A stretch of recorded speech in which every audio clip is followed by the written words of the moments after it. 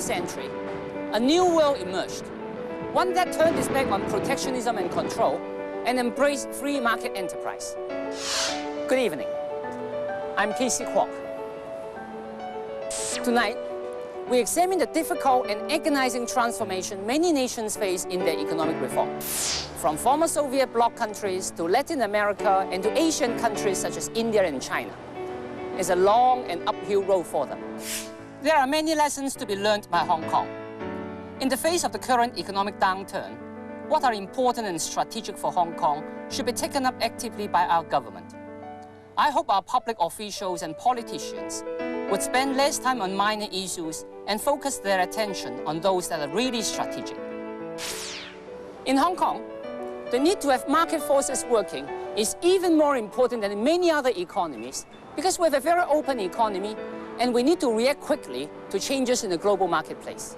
In addition, with a fixed exchange rate, which means that depreciation is not an easy way out to our economic problems.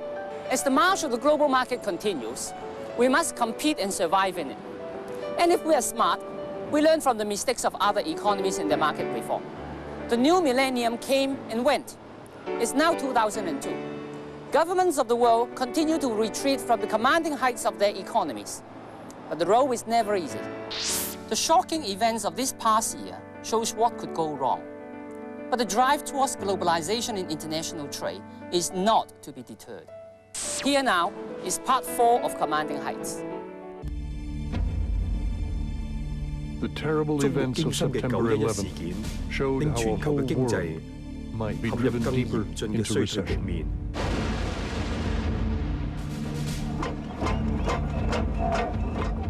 Argentina's economic meltdown has raised new fears about the perils of the interconnected global economy. Can't get away from the fact that globalization makes us interdependent. So it's not an option to shed it. So is it going to be on balance positive or negative? This is the story of how the new global economy was born. For much of the 20th century, people blamed free market capitalism for the ills of inflation, recession, depression, and mass unemployment. So governments everywhere sought to curb market forces and rein in their economies. The first to change direction were Ronald Reagan in America and Margaret Thatcher in Britain. In the 1980s, markets were deregulated, state-owned industries were privatized. It was the start of the world revolution. Part of what's happening is a capitalist revolution. At the end of the 20th century, the market economy, the capitalist system, became the only model for the vast majority of the world. The world changed its mind in the Soviet Union and its satellites, in the emerging markets of Asia,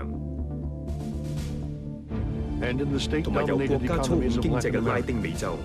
Governments everywhere moved away from state control and towards free markets.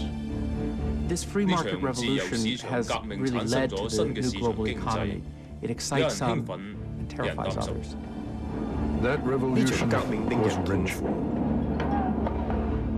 Tonight on Commanding Heights, the agony of reform.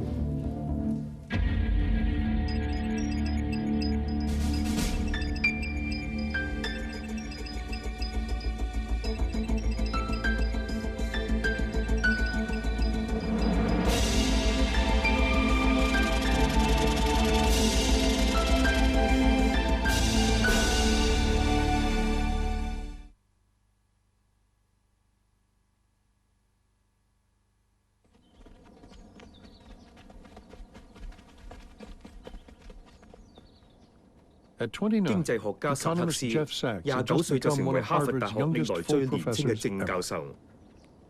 In 1985, some former students sent me a note asking whether I would be ready to come to a meeting with a group of visiting Bolivians. The Bolivians had come to Harvard to take part in the seminar on the hyperinflation that was ravaging their country. I was absolutely fascinated, made a few observations. Somebody in the back of the room piped up and said, "Well, if you think you know what to do, you come to La Paz."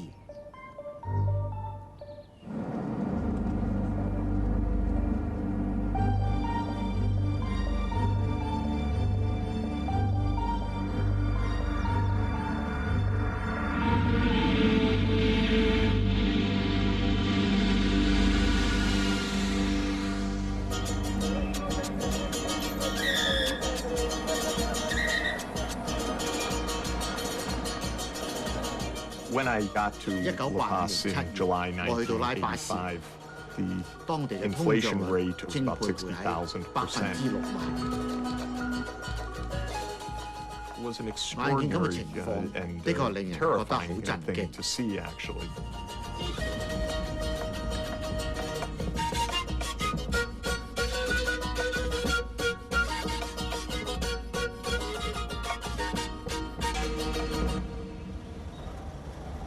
It was a society at the edge of the precipice.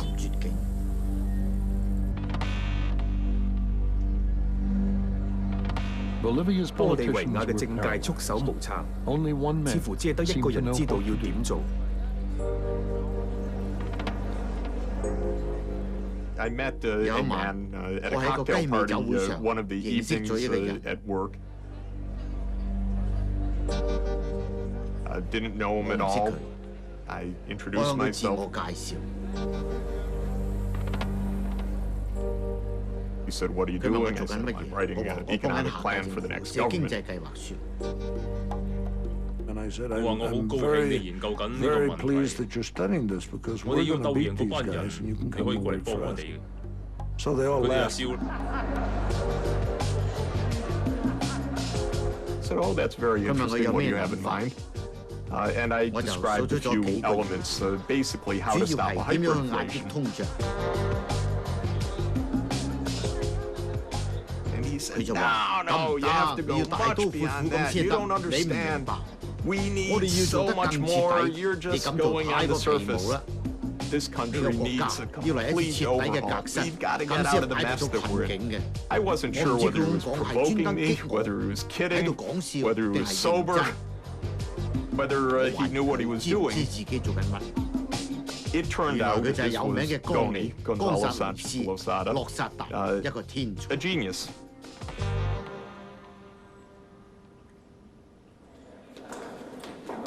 洛薩達嘅政黨贏咗嗰次大選，佢當選為規劃部長。佢對總統話：玻利維亞已經時日無多。你90日之內諗唔到辦法，玻利維亞就會成為歷史上通脹率最高嘅國家。佢就話：你哋而家有20日時間，馬上開工。There was a big discussion whether you could stop hyperinflation or inflation by taking gradual steps. And this just acts as influential. You said all this gradual stuff just doesn't work. When it really gets out of control, you got to stop it. Like in medicine, you got to take some radical steps, otherwise your patient is going to die. 為免泄露風聲，佢哋喺屋企辦公。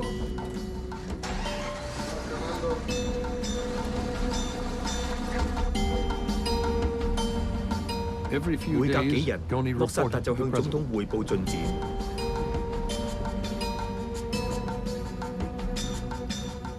我哋話機會只得一次，記住，正如馬基雅維利話齋，壞消息一次過講，好消息就逐啲講。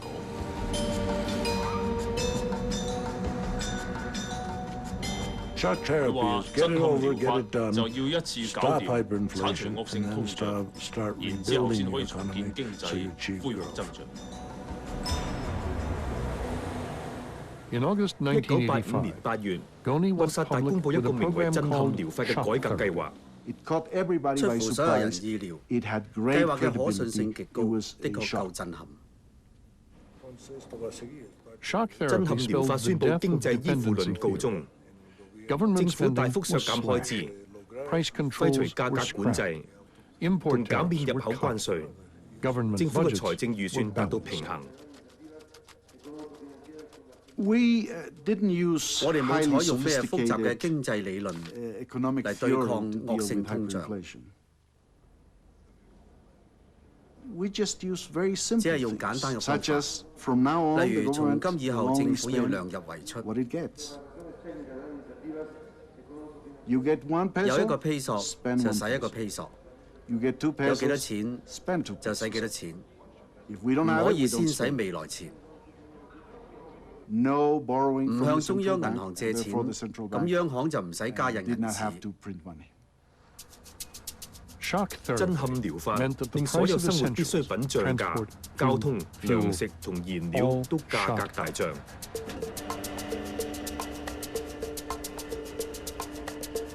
Until 一 then, 般人以為 people had 只 thought 有 that 智利 only 呢 a 一類 military 軍政獨裁國 dictatorship 家 like Chile's 先至可以實 could 行 impose 咁 such 嚴厲嘅 tough 手 measures 段，而 without 冇拖 tearing 垮社 society 會。 apart.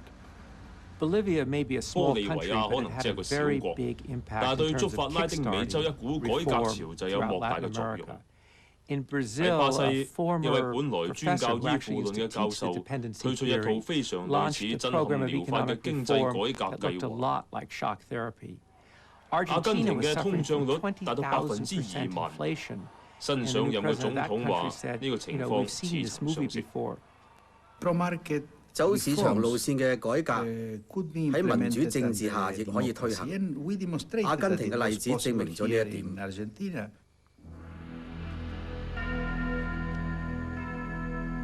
All across 呢股 Latin 改革 America, 熱潮 governments 引起 began 拉 to 丁 sit 美 up 洲 and 各國 take 嘅關 notice. 注。 It is a 最 curious 奇 fact 妙 of 嘅係， history that what 由歷史 happened 可以 in 見到， Bolivia was to 玻 have 利 a 維亞 direct 嘅事 impact 對東 on 歐 the 嘅封鎖 frozen 經濟 economies of 產生 Eastern 咗 Europe. 直接影響。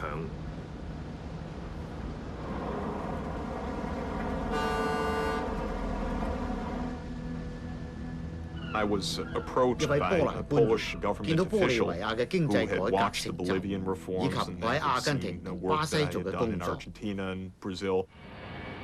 He 於 finally 是就 asked 問 me, 我 well, 願唔 would I 願意 go 喺 to 波 Poland 蘭 and 幫 help? 手。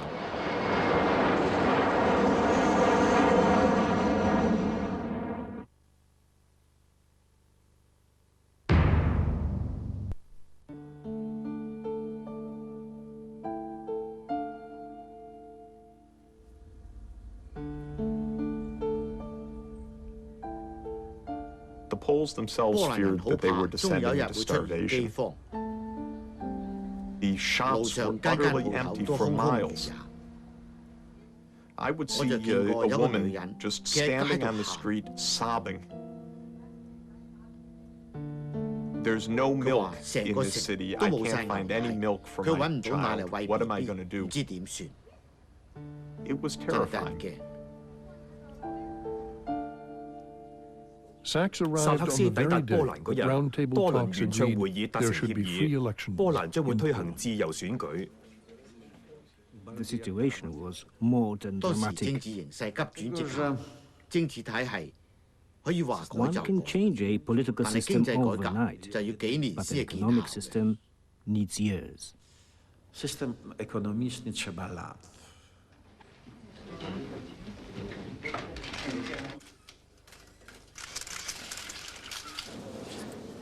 Whenever 每 Soviet 當 power 蘇 was 聯喺 challenged 東 in 歐嘅 Eastern 勢力 Europe, 受 the 到威 response 脅， was very 都 clear. 會 It 出 was 動坦 tanks, 克 it was 同 the Red 陸軍 Army. 鎮壓。 That was the case in 1953 Berlin in 年喺柏林係咁 1953, 啦， Budapest 56 in 年喺布達佩斯 1956, ，68年喺 Prague 布拉格都係一樣。 1968. The answer 但 was 係 different 89 in 年喺華 Warsaw 沙 in 就唔同。 1989. Solidarity 團結 won 工會喺100席裏面 99 out of 贏咗 100 99 seats. 席。 The head of the 波 Polish 蘭共 Communist 黨 Party 領導人打 called 電話去 Moscow 莫 for 斯科 directions. 請示， Mikhail 戈爾 Gorbachev's 巴喬 answer 夫作出驚人嘅 was 回覆 stunning.，乜都唔好做， Do nothing 接受呢次自 except 由 the 選舉 outcome 嘅結果。 of a free election. And that was 呢次 really 通話 the phone 從 call 此 that 結 ended 束 the 咗 Cold 冷 War. 戰。 And of course, the great 最 symbol 後 of the 柏林 end 圍牆 of 倒 the Soviet 塌， Empire 象徵蘇維 was 埃 the 帝 fall 國 of the 嘅滅亡。 Berlin Wall. One country after 一個個 another 國家 broke free of 相繼脱離 communism. 共產主義 Poland,，波蘭、 Hungary, 匈牙利、捷克、 Czechoslovakia, 羅馬尼亞。 1989 was 1989 truly 年係 a 充滿 miracle 奇蹟嘅 year. 一年。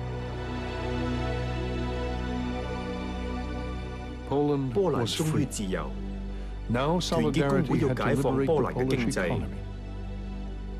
一個深夜，薩克斯喺華沙同團結工會嘅經濟專家傑克庫朗會面。Trying to explain how you get out of this mess that the communist system had left behind.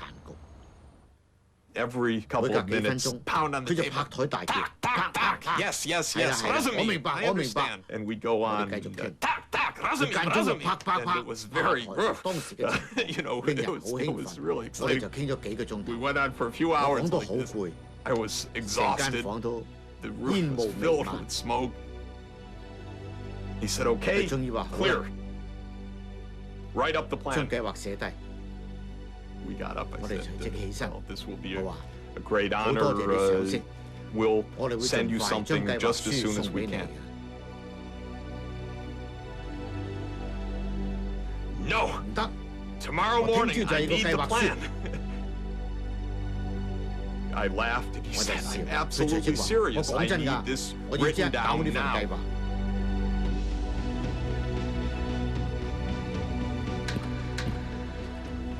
We wrote up a plan that night and delivered it the next morning.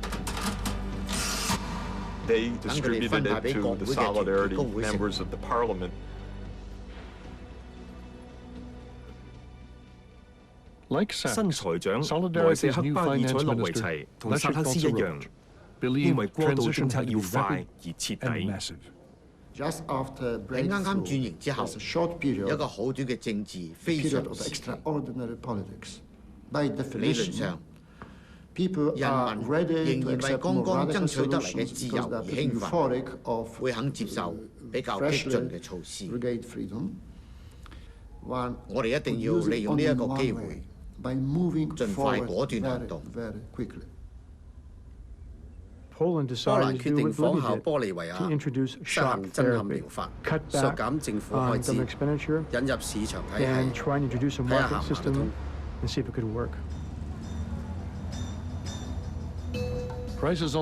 物價幾乎倍升，物品供應依然短缺。巴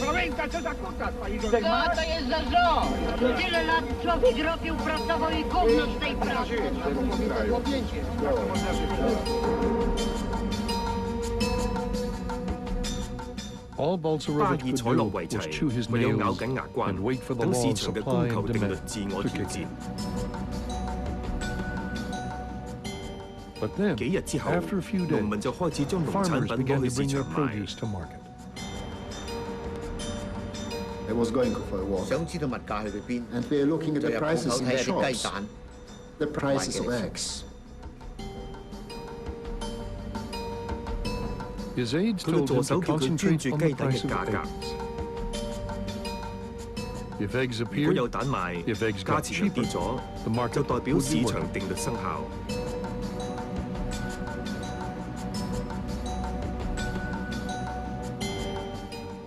果然有雞蛋賣，而且價錢仲開始下跌。我好記得呢個大日子，雞蛋嘅價錢真係跌咗。呢個淨係穩定經濟計劃生效嘅其中一個信號。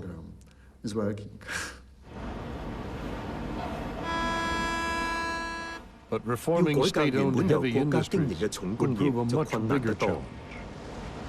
引入自由經濟之後，我要面對嘅第一個難關就係私有化嘅問題。最難搞嘅就係喺共產黨時期遺留落嚟嘅舊工業，要令佢哋增加效率、重新運作，就要面對嚴重嘅失業問題，呢點令人最痛苦。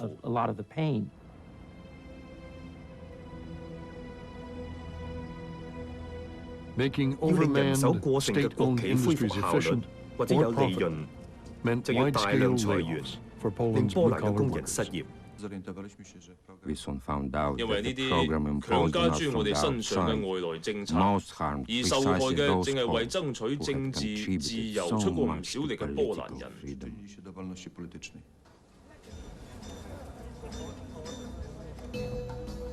但係市場就欣欣向榮。唔少小商戶紛紛開業，波蘭嘅經濟終於出現起色。突然間唔少人企喺國營商店前面販賣相同嘅貨品，但係價錢就平得多。呢個係好現象，因為見到波蘭人嘅創業精神同埋幹勁。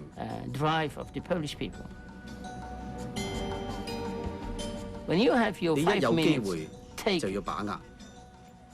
波蘭人終於有咁嘅機會，佢哋即時好好把握。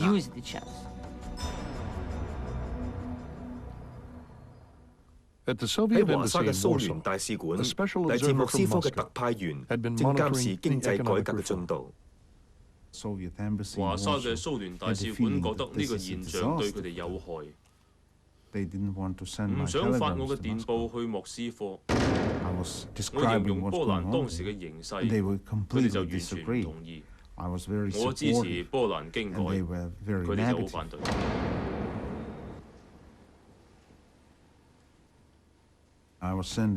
我將分析送去俾戈爾巴喬夫，話佢知巴爾采洛維齊喺波蘭做得好啱。戈爾巴喬夫叫尤夫連斯基定出一套激進嘅經改方案。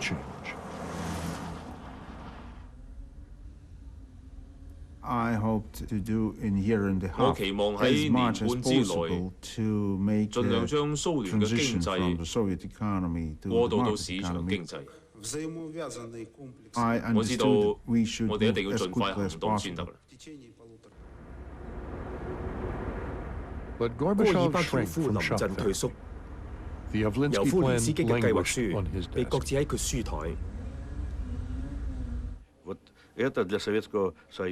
波蘭肯定係塊試金石，經濟改革始於波蘭係意義重大嘅事。但係冇一個國家可以將其他國家嘅改革照搬過嚟。戈爾巴喬夫觀察住波蘭嘅情況，同時亦都環顧各國睇下有冇良方可以幫助蘇聯過渡到市場經濟。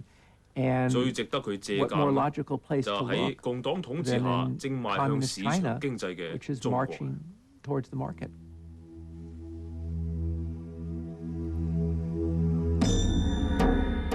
1989年，柏林圍牆倒下，戈爾巴喬夫訪問中國。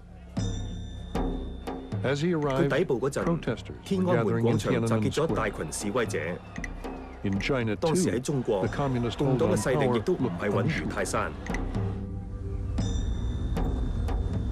但係戈爾巴喬夫發覺，中國嘅經濟喺鄧小平領導之下，正逐步轉型。鄧小平係老一輩嘅共產黨員，同毛澤東嘅關係密切，但係佢曾經失勢，又被軟禁過。期間佢喺屋企嘅後院踱步，沉思下究竟有咩出錯？點解共產理想會變成一個經濟嘅噩夢？當佢復出之後，佢話有兩個選擇，一係令大家捱窮，一係令大家富裕。鄧小平非常欣賞東南亞嘅經濟成果，好多海外華僑都有卓越嘅成就。好彩毛澤東死咗之後，鄧小平開放中國。佢要對抗黨內嘅保守派勢力，佢哋好驚咁做，會粉碎共產黨一手建立嘅社會主義國家。鄧小平話：我哋唔係行資本主義，只係改行有中國特色嘅社會主義。喺蘇聯，最惹人爭議嘅係中國嘅市場路向適唔適合蘇聯。KGB said, well, why don't we do what China's doing? Keep political control, but open up on the margin. And we'll maintain our political power, we'll maintain the state enterprises, but we'll grow. That's what China did. 天安門事件證明，共黨為咗緊握權力，願意付出好大嘅代價。鄧小平相信實施開放政策之前，要整頓政治，咩開放、自由、透明度，遲一步至講。先要依舊有嘅一套規章整頓政治架構，冇人可以違抗。鄧小平知道，除非控制得宜，否則市場力量一開放，經濟體系就會崩潰。佢救咗中國，唔會好似蘇聯咁冧晒。Many people say, why did Gorbachev do the China approach without understanding that that, of course, is what Gorbachev tried to do for 4 years. They just don't get it. They don't understand that Russia was an 80% urbanized, heavy, industrialized economy, whereas China was a peasant economy with 80% of the population in rural areas. In Russia, the non-state sector was 1%. It was nothing. So yes, you could get a few restaurants going, but you couldn't get to the core of the problem without addressing the industrial core of the system. So they had no easy way out. They had no gradual track like China. 戈爾巴喬夫被經濟改革拖累，佢開始得太遲，改革措施畏首畏尾，針對唔到規劃經濟嘅基本問題。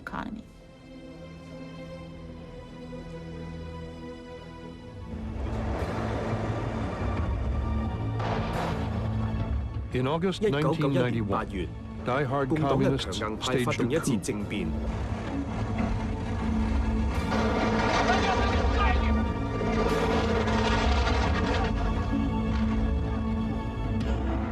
Boris Yeltsin became the voice of democratic resistance.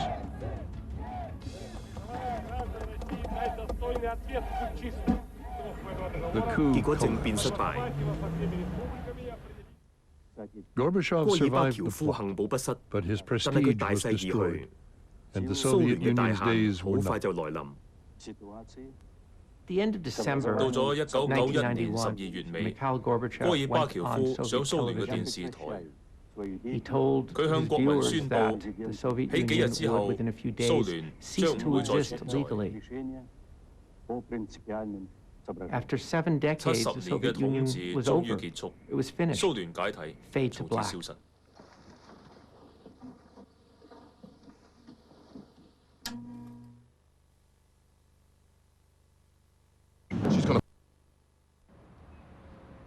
The president of Russia was Boris Yeltsin.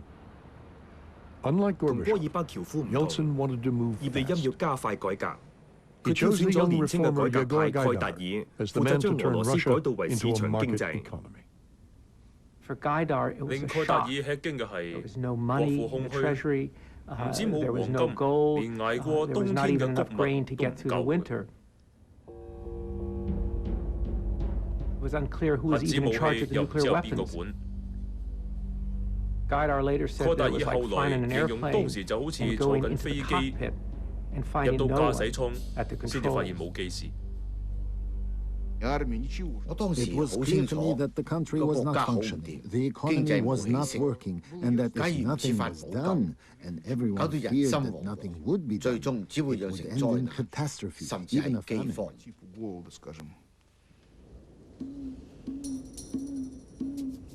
Gorbachev's 戈爾巴 halfway 喬夫唔 reforms 湯唔 had 水 left 嘅 the 改革， economy in a 令經濟一 tailspin. 片混亂， Every 所有生活 essential 必需 was 品 in 都 short 短缺。 supply.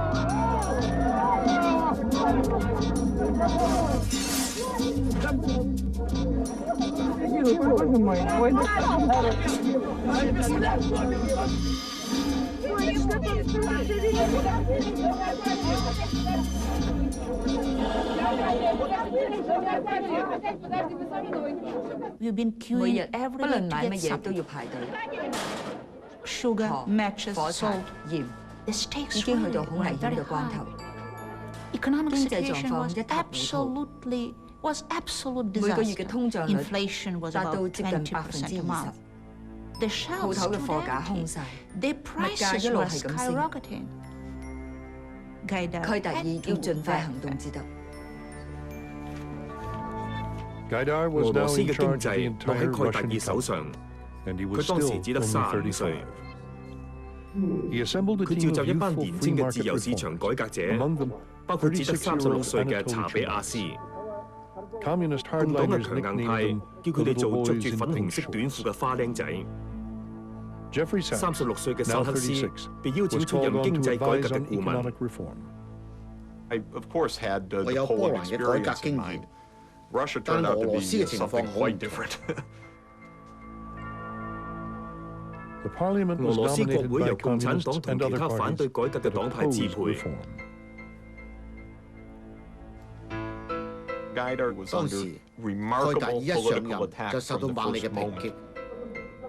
It wasn't 例 7 如推行 days 改革 after the 未夠 start of 7日， reform that the 國 head 會 of the 首長 parliament called 就 for 要 the 求政府 resignation 自 of the 動辭 government, 職。 for example.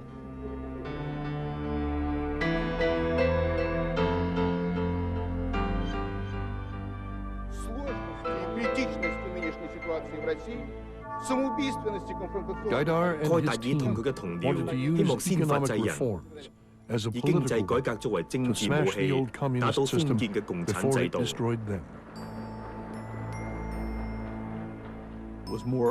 種係生存策略。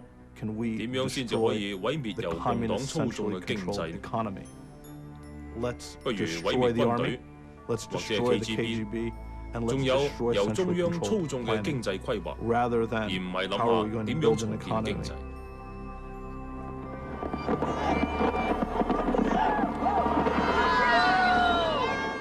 1991年嘅大除夕，第二朝，物價管制就會消失。蓋達爾嘅改革對普羅大眾都會有直接影響。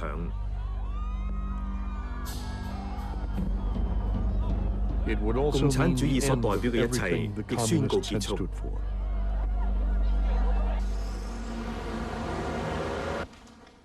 跟住，蓋達爾就廢除由蘇聯定下視私營企業為刑事罪行嘅法例。佢相信有效率嘅自由市場將會解決物資短缺嘅問題，好快就有成效。我揸車返嚟舊廣場嘅辦公室，途中經過一間兒童物品店。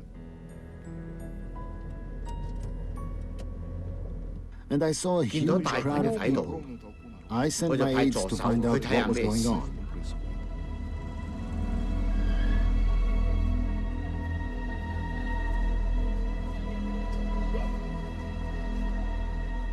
佢哋見到大群人攞住各種嘅物品，手上攞住可以自由貿易嘅法令，正在各自嘗試進行買賣。於是我明白到，即使經過75年，人民呢一種營商精神依然冇被磨滅。呢個就係其中一個轉捩點。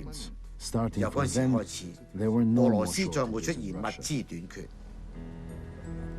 我覺得我哋做啱咗，即使喺飽受摧殘嘅經濟，市場力量依然可行。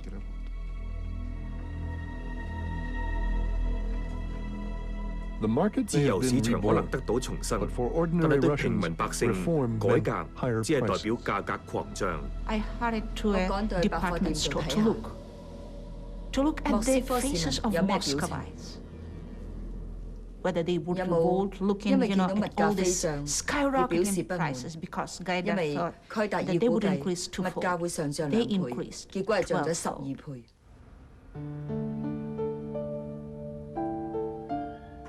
物價不斷上升，操縱中央銀行嘅強硬派更令情況惡化。佢哋嘅政策令通脹火上加油。通脹率達到500%、600%甚至700%，所有銀紙一時之間都化為烏有，一文不值。人民受惡性通脹折磨，苦不堪言。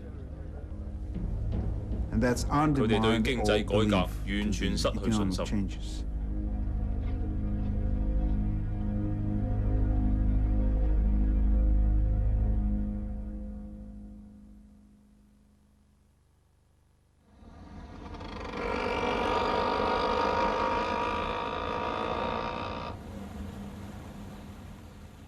蘇聯解體喺世界各地產生咗巨大迴響，印度失去咗一個管治模範，中央規劃嘅理想從此破滅。由呢一點可以證明，指令式嘅經濟並唔係好似我哋所想咁穩固。蘇聯嘅解體對促使我國同其他國家進行經濟改革方面起咗好大嘅作用。受官僚規劃嘅印度經濟同世界貿易隔絕，停滯不前，毫無效率，兼且負債累累。1991年，印度已經瀕臨破產邊緣。我哋大量貸款，連黃金儲備都要攞去抵押。我哋嘅經濟增長幾乎係零，一切令到我哋處境越嚟越差。面對經濟危機，經濟學家辛克接到新總理嘅緊急電話，發覺自己已經被委任做財政部長。我對佢講：我哋國家瀕臨崩潰。我一睇先知，原來我哋嘅外匯儲備得返10億美元，相當於2個星期嘅進口。而家嘅問題好簡單，面對呢個前所未見嘅危機，一定要作出重大嘅改變。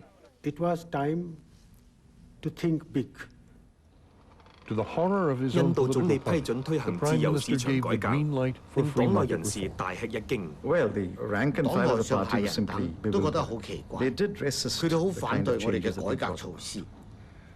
但係我哋表明，如果唔係咁做，印度嘅經濟就會崩潰。印度嘅許可證年代告終，國家減少操縱。刪除政府補貼、減少關稅同貿易障礙，以及廢除種種管制手續。我哋令印度人民唔使再受政府諸多管制，尤其係印度嘅企業家。我哋喺市場引入更多競爭，令印度人發揮原有嘅創作精神。結果經濟比我預期中好轉得更快同更徹底。印度嘅工業興旺起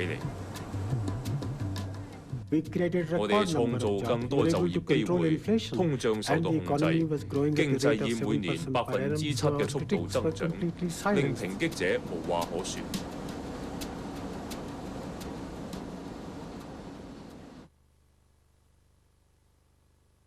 What is he, a beginner?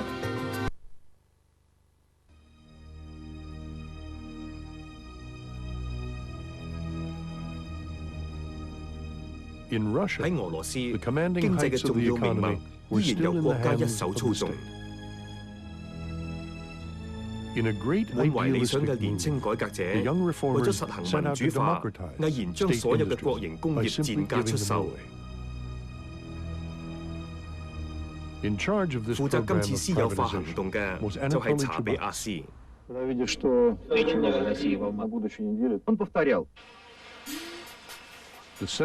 產黨70年代嘅壟斷好快就要被推翻。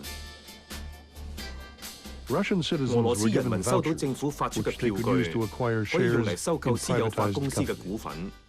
We need millions of property owners, and not just a few millionaires. All Russian citizens, workers, pensioners, and small children will be given privatization vouchers worth 10,000 rubles. 問題係冇一間公司準備好實行私有化。政府發咗1億4400萬張票據，但係冇一套實際嘅計劃，點樣去將企業實行私有化，由國家操縱轉移落入公眾手上。改革者請最先打入莫斯科市場嘅外國銀行家喬丹，物色一間可以私有化嘅公司。佢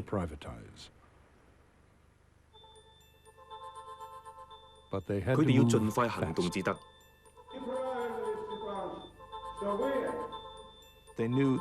果唔喺92年12月9號之前推出私有化計劃，共產黨就喺人民代表大會上面推翻私有化政策。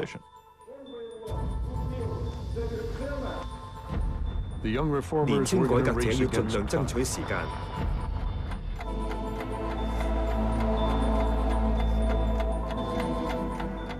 形勢好危急，冇私有化計劃就實行唔到市場經濟。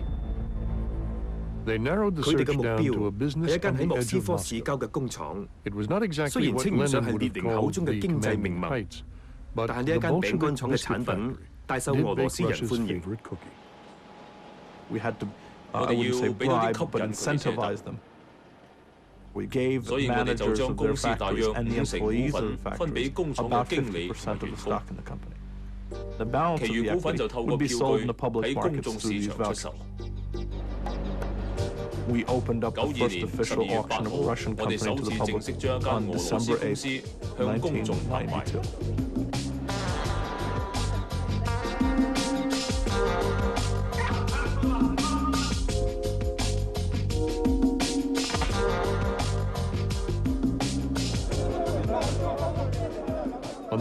喺拍賣當日，咁嘅經濟改革喺議會上惹起軒然大波。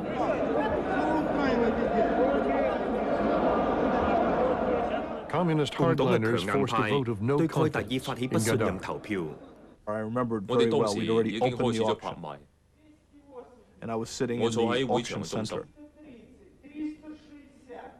睇住部電視機，見到蓋達爾被踢出局。共黨嘅反對派逼葉利欽犧牲蓋達爾，取代佢嘅切爾諾梅爾金出身於蘇聯中央規劃嘅舊制度。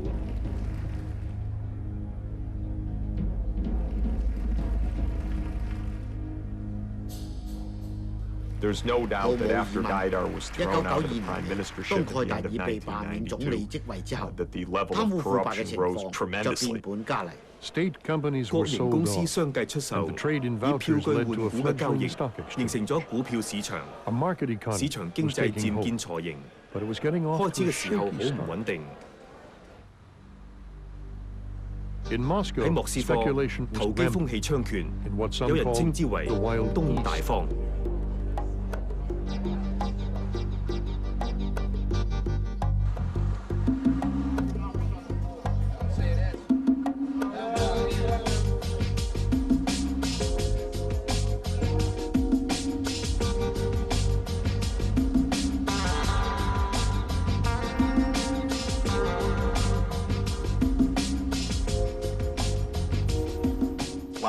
好多社會都有貪污，但係喺蘇聯嘅制度下，就有班特權分子喺毫無道德規範嘅環境下長大。佢哋的確以為私有財產係贓物咁解。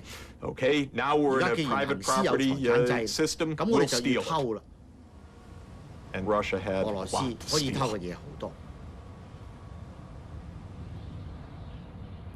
You had the oil, the gas, the nickel, the chromium, the diamonds, the gold. This extraordinary combination of huge natural resource reserves, and they were in state hands. 最大嘅公司同大型工業依然由大權在握嘅經理操縱，佢哋係前蘇聯嘅政治機器。亦叫做赤色主管，佢哋對抗年青嘅改革派同私有化計劃。要將俄羅斯嘅經濟命脈私有化，唯一辦法係由赤色主管手上搶奪控制權。我好記得同呢啲主管第一次開會嘅時候有幾艱難。我哋講嘅嘢，佢哋聽唔入，對我哋更加睇唔上眼，憎恨同我哋有關嘅嘢。成個國家就操縱喺呢班人嘅手上。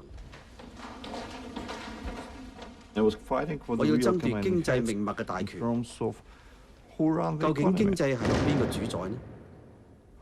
係市場啊，抑或係蘇聯嘅主管？